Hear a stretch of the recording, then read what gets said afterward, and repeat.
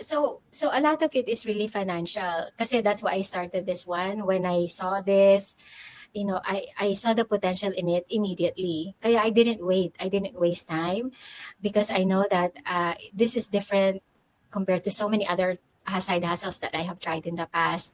Kasi is yung mga iba, I could earn like a few $100s, which is, of course, it helps, right?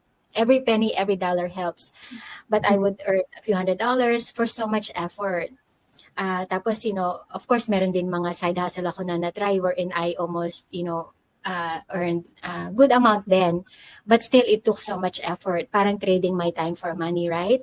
But when I saw this one, my goal was to really earn 5 figures income per month. That's why that's my hashtag is 5 figure income per month side hustle. Because that's this year, diba 1 year na kasi February na now. So I probably hit, I want to say about 6 months of 5 figures. Yung iba, 8,000, yung iba 9,000, yung iba 7,000. So I don't always make it, but the fact that it's close. Like last month, I was at 9,700, diba? So it's a great income.